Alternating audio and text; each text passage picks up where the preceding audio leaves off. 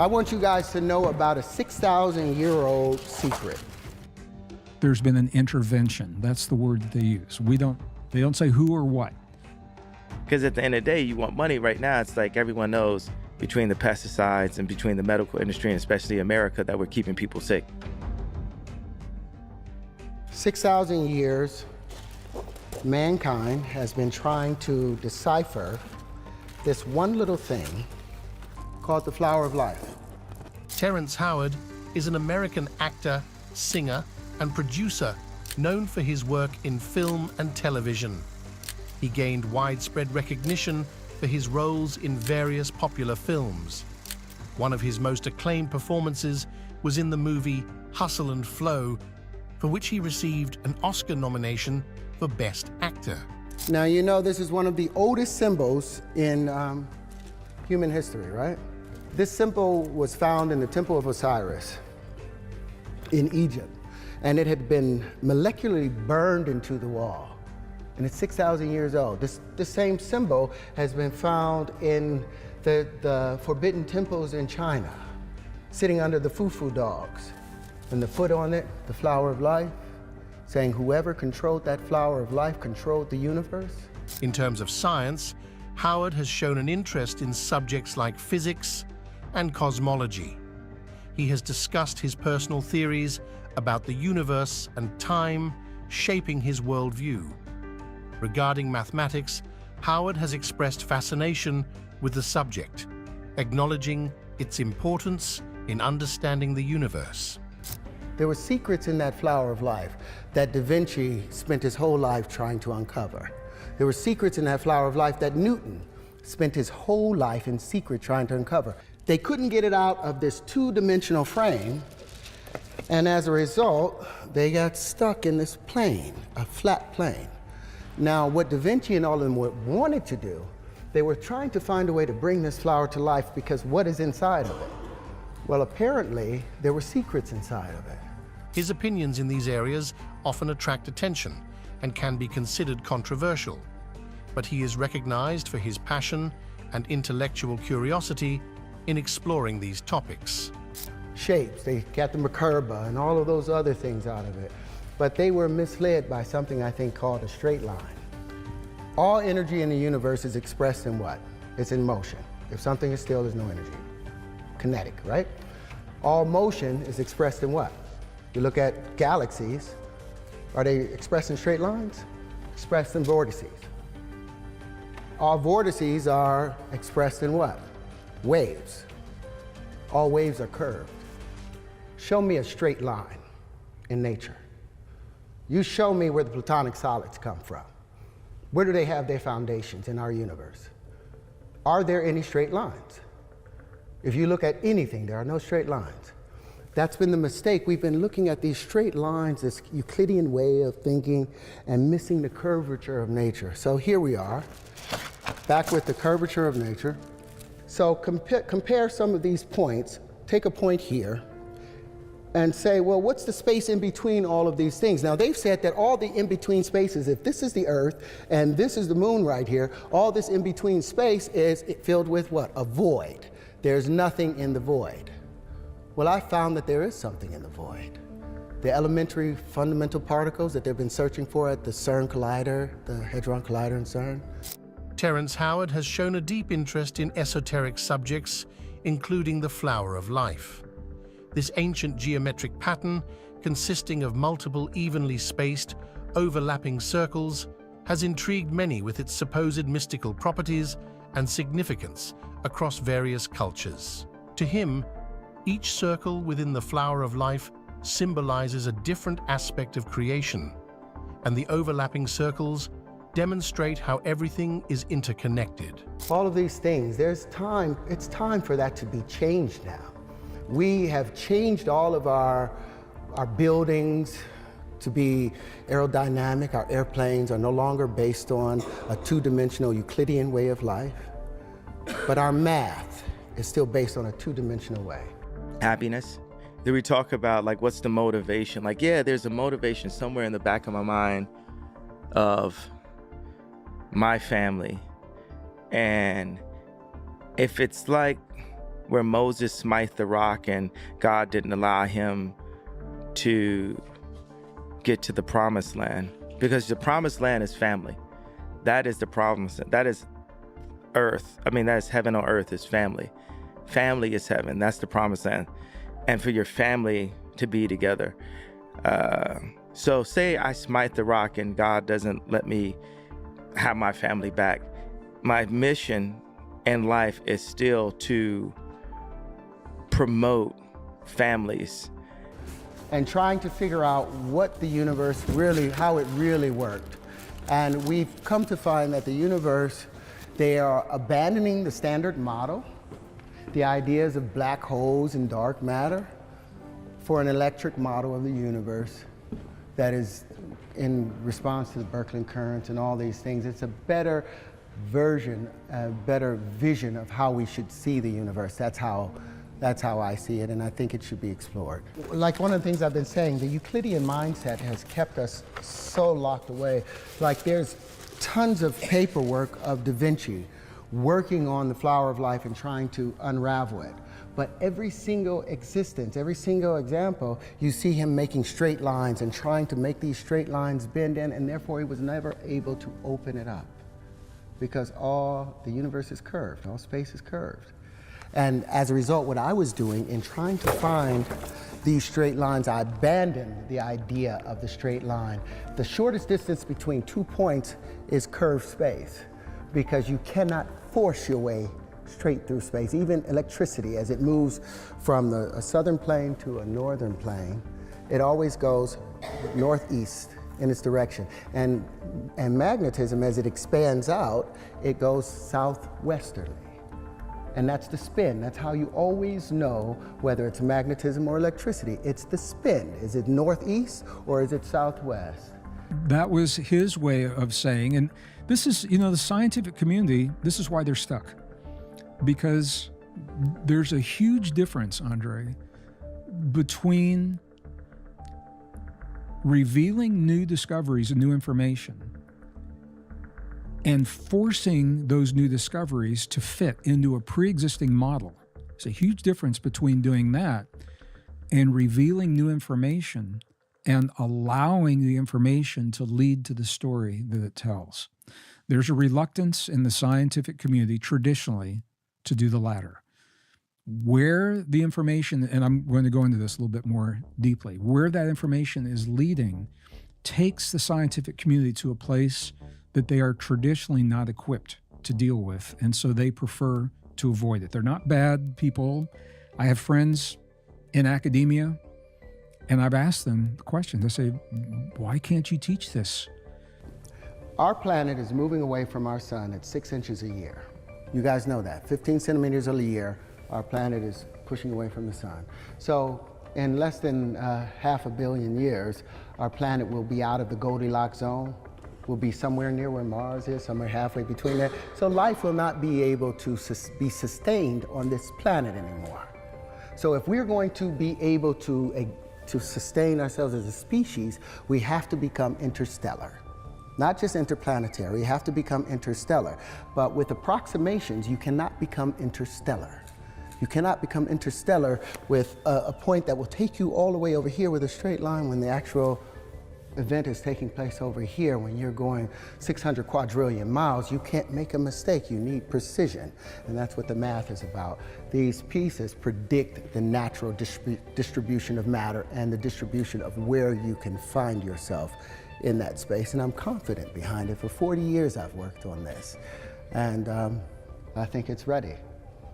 People need the voice, and even right now, what I'm doing or how God is using me, I'm showing where our voices are being muted. There's professors that are actually intelligent, actually have multiple degrees that have been canceled from their schools. And they don't have a music industry or a fan base or a shoe design or a smoking hot ex-wife to complain about. They've just got the truth of what they saw and what they dedicated to this country and to education that has been muted by schools that have been taken over with an agenda. To your students, And they're the age I am. I'm 70. So they've been teaching, 40, 45 years. And what they say is, we're going to let the next generation of professors deal with this problem.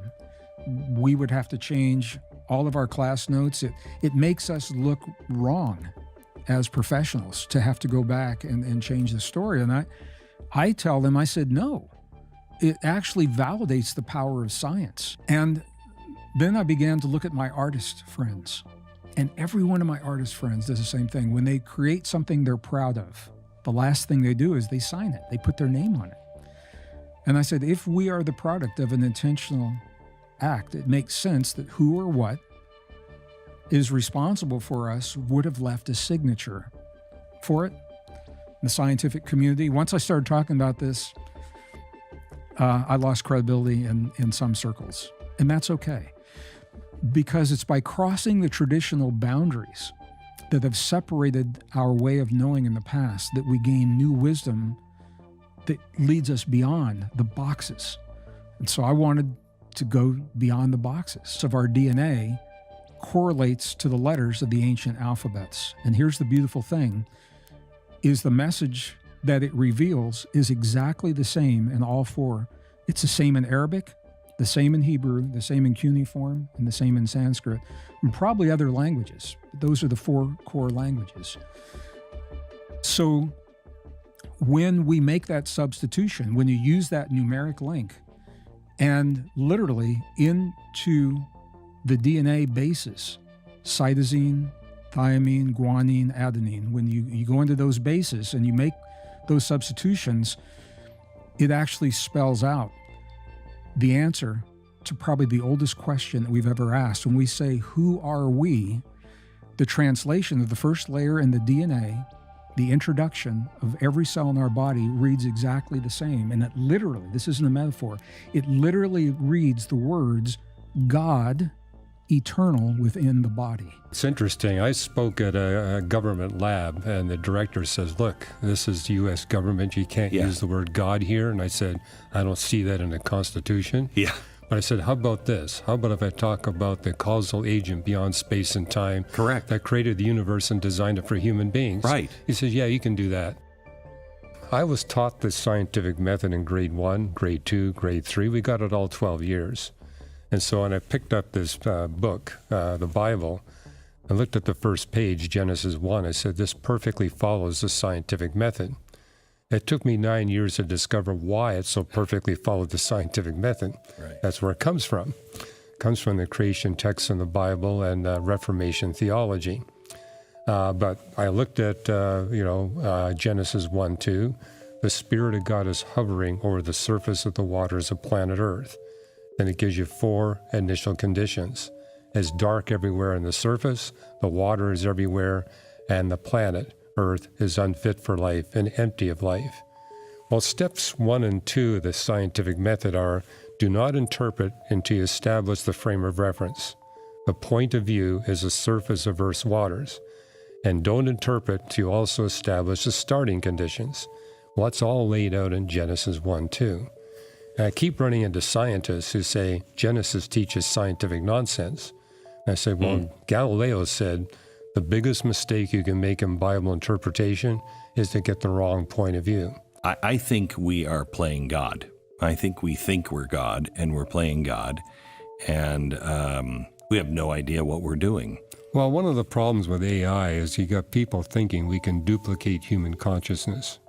That's because they think human consciousness is purely physical. I got 50 books in my library written by people trying to come up with the origin of human consciousness. What they all have in common is they end up by saying, we don't have a clue. Right. So it's because they're looking in the wrong area. The Bible tells us our mind and our consciousness is not physics, it's not chemistry, it's not biology. There's something non-physical that controls our brain. I like to think of our brain as like a computer interface. It's something our consciousness uses to be able to communicate with the physical world. So that message is only possible because 200,000 years ago, who or whatever intervened to give us our humanness, left a message to tell us. And it's only now, when we arguably are on the brink of global war, this is the year 2024 in the spring, when the technology is being developed so quickly and we're being encouraged to give away our humans and literally replace our bodies with artificial substances and chips and AI and gene therapies, only now that same technology comes full circle and says, this is who you are. Maybe it wouldn't have meant the same thing if we'd discovered it 50 years ago. Now, when you go back and you look at our most ancient and cherished traditions, they've always said to us that our body is the temple, that we are a temple. And this gives new meaning to the temple, because inside of a temple typically is something precious and sacred. And within us is a message from who or whatever is responsible for us being here, telling us that we are God eternal within the body. And I think our greatest mastery, what we're being asked to do, is to preserve the temple that holds the message, to not destroy the temple, to not relinquish it, to become a hybrid being where that message has little or no meaning any longer. I don't know if that makes sense or not. I think I don't talk about this a lot in interviews, but I think this is where we are, is that when the odds of something are occurring are 1 in 10 to the 400th power, it's impossible. To have the genetic arrangement that we have, they say, is 1 in 10 to the 600th. If 1 in 10 to the 400 is impossible, 1 in 10 to the 600 means it's more than impossible that this is a fluke of nature or that it is a lucky accident. There's an intentionality. 0.00042% is the odds of this happening purely by chance. So we can say that there is some, as a scientist, I have to say this, and I realize I'm crossing a lot of traditional boundaries to do this. I have to say there's been an intervention. Now, where this gets really interesting is, as an amateur archaeologist, every culture that I've ever studied, now I have not studied every ancient culture, but every single one, not one of our indigenous ancestors says that we're the product of long, slow, gradual mutations over a long period of time. Everyone from, I've led groups into the highlands of central China and Tibet, 12 monasteries, 2 nunneries over 26 days. We did that until they closed the borders. The Bedouins in Egypt, the Sadhus in Nepal, the Quechua Aboriginals in Peru, the Aboriginals all through the American Desert Southwest. Everyone has a creation story that says we are the product of an intervention, that we are much more. We're not what we've been told. We're so much more than we've been led to believe, and that we're part of a global family. We have a global family awaiting for us when we reach the point where we accept our humanness. Well, you got passages like 2 Timothy 1:9. The grace of God that we now experience was put into effect before the beginning of time. Or Titus 1:2. The hope that we share in Jesus Christ was granted to us before the beginning of time. Then you got Hebrews 11:3. The universe that we can detect did not come from that which we can detect. We can detect matter, energy, space, and time. So, and that's unique to the Bible. You won't find that in the other holy books. So it says, this book gets all the cosmology right. I mean, what astounded me in going through the creation text not only talks about a space-time beginning, it talks about how the universe expands from that space-time beginning, the stretching out of the heavens, how it happens under laws of physics that never change. And Ecclesiastes and Romans speak about one of those laws as a pervasive law of decay. And hey, if you know high school physics, that implies that the universe gets colder and colder in a highly predictable way.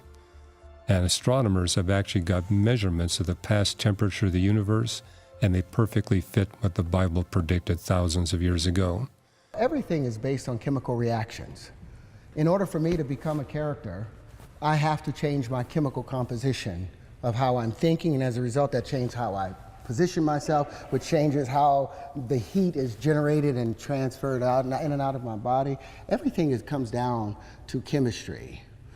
So acting in physics, in physics, when two things are drawn to each other, it's because they are of similar charge.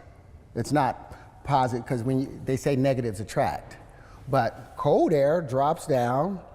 Does it attract to the hot air rising up? No, it passes right by each other. Because negatives, opposites don't attract, it's positives that attract to each other. Two positives drawn to each other, two negatives discharge each other. So it's all about physics to me. It's all about chemistry, and it's how the physics, how another actor is relating to me. A slight change in his body language changes my tone. It's all physics. You got to remember, we've been here since the very beginning. There is no good or bad. It's just your perspective that you're sitting from. Is it beneficial for everyone around, or is it not? There's something that has to build up, and there's something that needs to tear it down. What we call the tearing of it down, we call it evil or bad, but that's the process of magnetism or radiation. Radiation tears apart that which was concentrically brought together through electric potential and electric force. Electricity is always seeking a higher pressure condition, trying to get to the center of the apex, whereas magnetism is spinning southwestward, trying to get out. But the magnetism is necessary, because unless it broke apart that which was collected together, you would never have any new material to rebuild again. And that's the breathing in and the breathing out of universal purpose. Now, so at the end of the day, since the Creator made all things, and everything came from the Creator, there is nothing that is bad except how you are perceiving it, and whether it's beneficial to everyone around you, because something needs to tear things apart.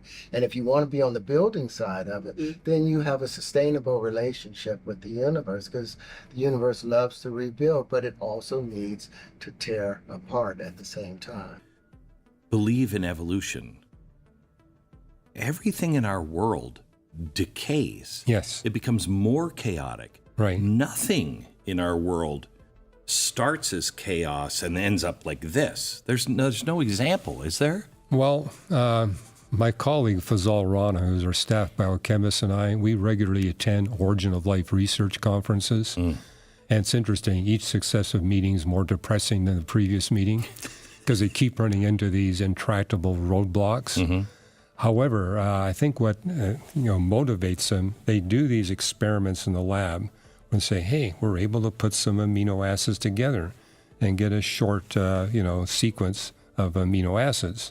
Maybe we're on the way to making a real protein, or they're able to come up with some way to make RNA. The problem is it takes a highly skilled team of biochemists, well-funded, with real technical equipment, where they make sure we're going to ensure that there is no contaminant chemicals that would degrade the reaction. So they're using pure samples. And there's one... that would imply that there's a creator. It implies you need something smarter, yes, more intelligent, more knowledgeable, and better funded than those biochemists to do it in the first place. But they think they're making progress. And I say, yes, what you're doing in the lab is remarkable. But notice, it's only the baby steps. You can't solve the fundamental problems, like how do you get all the amino acids left-handed? How do you get all the ribose sugars right-handed? That's an easy thing, that there is no naturalistic process that does that. And if you go to these conferences, they admit that their naturalistic explanations don't work. None of them work. Well, that would imply that there's someone, again, more intelligent than us that did it in the first place. Yeah. As I state these things, I know I have protection. If I have God's protection, that's why I'm here to this date, right? So what I'm saying, and what I tried to tell you guys earlier, this is not your first time, it's not your first rodeo, and it won't be your last rodeo. Don't panic in this life. You can there's no sense of death. Everything goes to sleep and it wakes back up again. refolds and unfolds, refolds and unfolds. And if you're wise, if you're careful, because you can remember conscious moments in your life, can't you? You can remember moments when you're like, wait a minute, I'm in a bigger space than just this little body right here. You become fully aware of everything around you. And if you quiet yourself, you can think about those things. Well, apparently I did that at the last passage, because when I came into this life, I woke up, remember, don't forget, don't forget, don't forget, don't forget, don't forget. And the first thing I did was worked out the flower of life. When I was 6 years old, I started making these pieces. What Da Vinci tried to do at 80, I did at 6 years old because I had been working on it perhaps from a past life. Now, I'm not trying to say I'm crazy or there's reincarnation or anything, but we know that energy does not die. Energy just reboots itself and reboots itself. So we are eternal, so stop panicking, thinking your life is over. You've done this trillions of times. You'll get good at it and we'll be perfect one time if we get conscious. I believe that my calling is to be the leader of the free world. I completely stopped rapping because I didn't know how to rap. Everything that I'm doing is for the sake of the human race. We are in war. I think it's crazy. Music, like at this point, it loses me money. I'm like a human version of Instagram. In a world in constant search for leaders who inspire and transform, the voice of a controversial figure emerges with a vision that defies the boundaries of the conventional. Kanye West, now known as Ye, shares his belief that his calling transcends traditional expectations, positioning himself not just as an artist, but as a potential leader of global freedom. This documentary delves into the depths of his visionary mind, exploring the ideas and aspirations of a man who sees beyond the horizon of our time. There couldn't be a better time to put a visionary in the captain's chair. And that's not to say we haven't had visionaries before. I'm not coming here to down any of the other, I'm not here to down Trump, down Biden. I'm just here to express why God has called me to take this position. We're all different from each other. By declaring his willingness to take on the role of governor if it is divine will, Ye not only sets forth his political ambitions, but also invites us to question, what does it mean to be a leader in the free world today? His journey suggests a quest for innovation and change, not just in music, but in the very fabric of our society. I see things. I'm a great leader because I listen and I'm empathetic and I feel the entire earth, and I feel us as a species, as the human race. Like sometimes people think of utopia as almost like a negative word. That's like we couldn't have that, but I do believe in world peace. Now, the world is innovated all around our political system, but we haven't innovated and simplified our political systems. Ye speaks of a ripe time for visionaries to take the helm, highlighting the need for leadership that listens, empathizes, and feels humanity as a whole. This utopian vision of the world, where peace and innovation walk hand in hand, resonates with the idea that it's possible to rethink and reshape existing structures for a better future. I'm not in war with the music industry, it's time for us to innovate.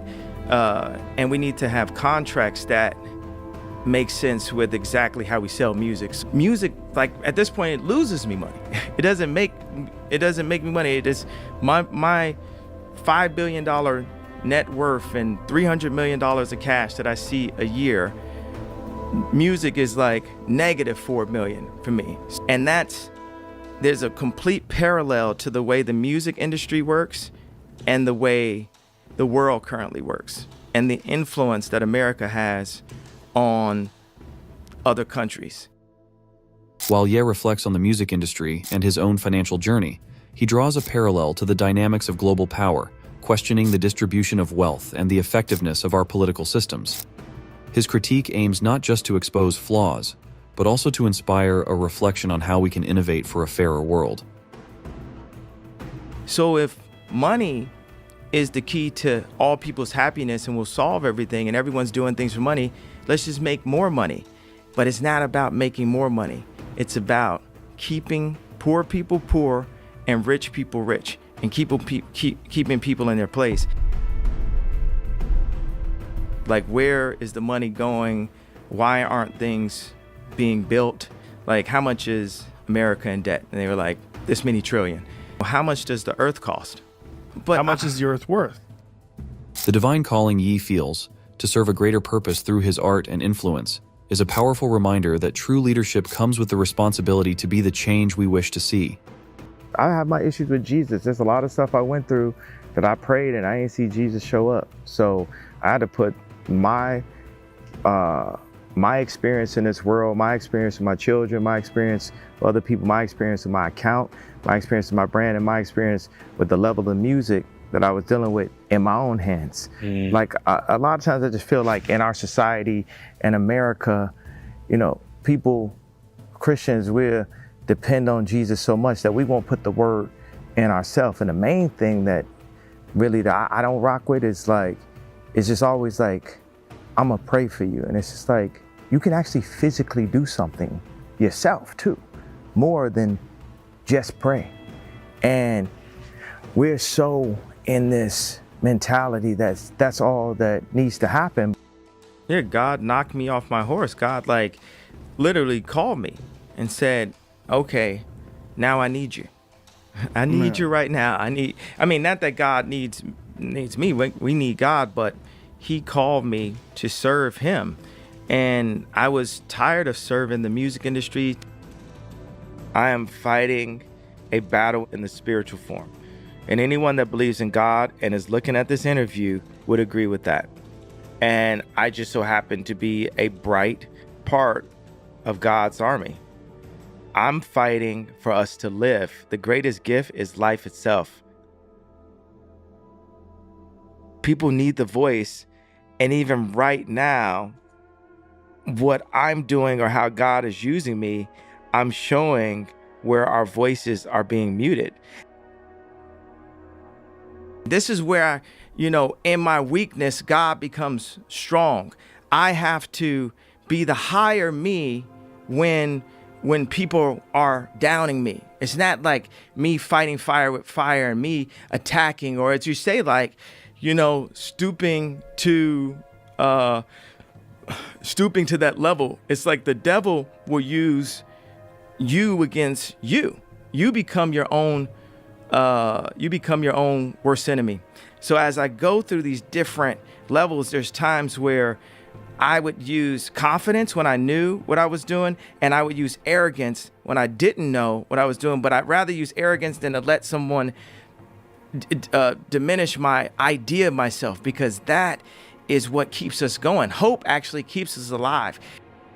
Anybody you ask, most people, it's like, do you want tomorrow to come? And they say yes. They have hope for it.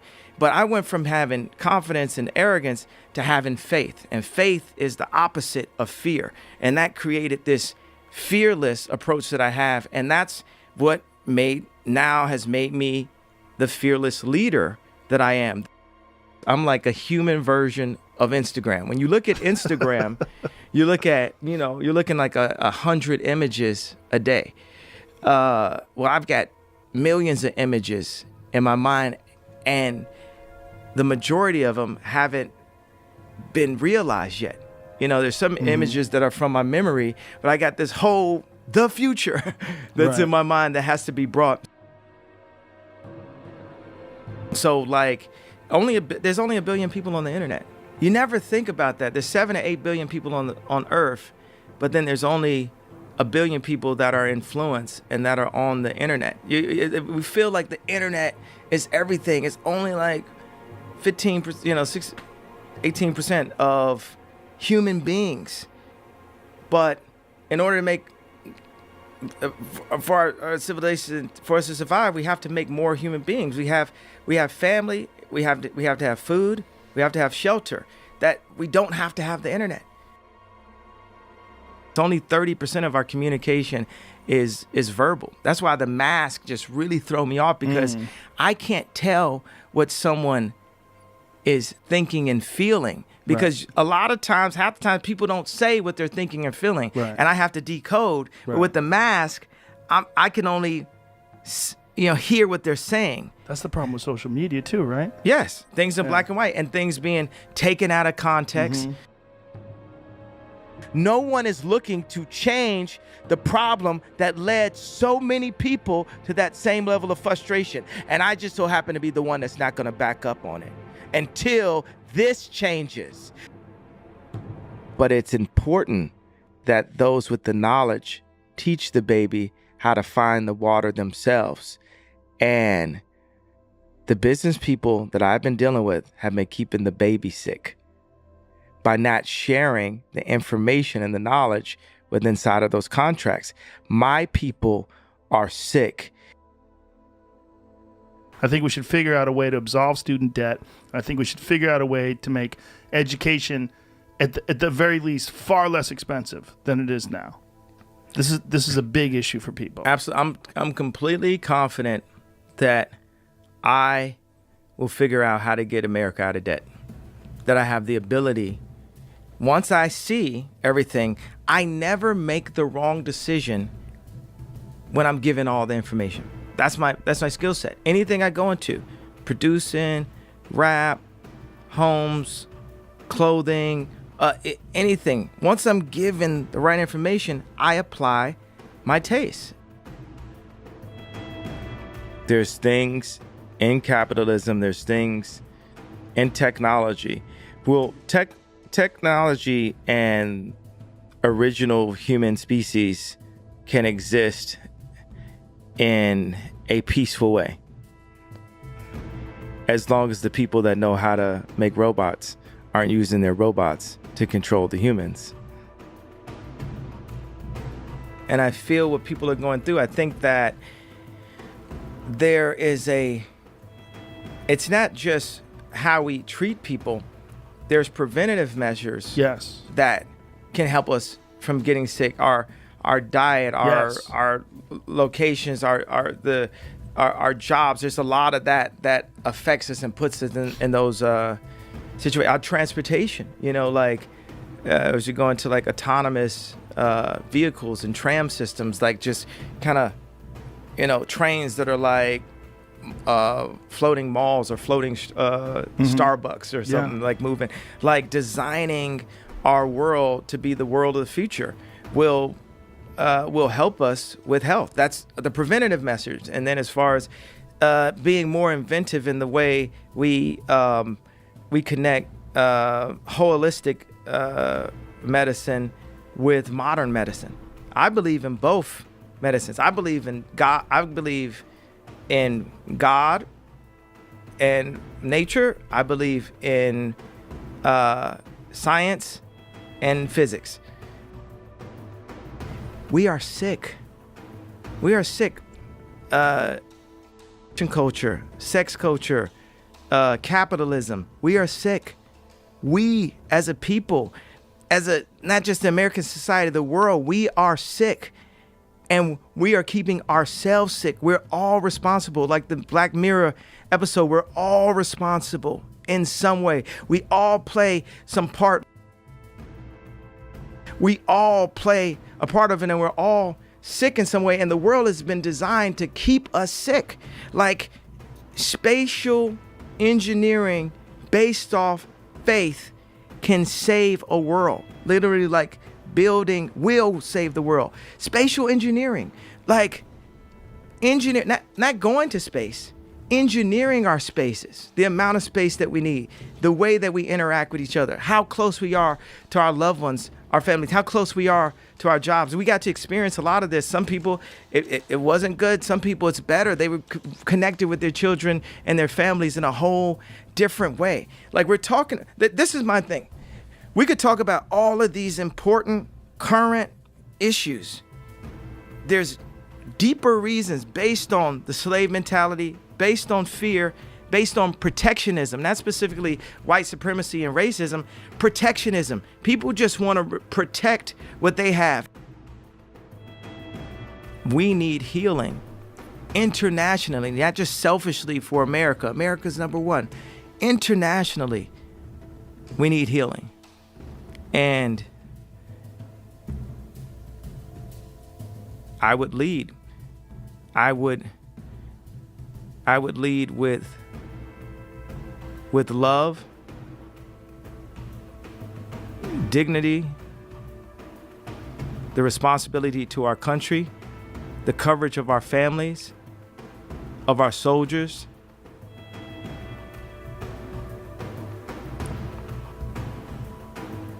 And in full service to God and to the American people. Because I'm God. And anyone that disagree, I'm the God of me, and you can't tell me who I am. I can't tell y'all. I could tell y'all. It's y'all job to listen. I'm the God of me. I don't know if I'm in heaven already and shit. I got number one from that. For all you know, I might be on like a fourth dimension version of the lifestyle. I don't know. Like I said, I must have died in this accident. This must be heaven. I feel like, there's people, tech guys and shit like Shervin or Elon. Elon always says, whatever would be the funniest outcome is what should happen. He's just thinking like, what is the most insane version of something?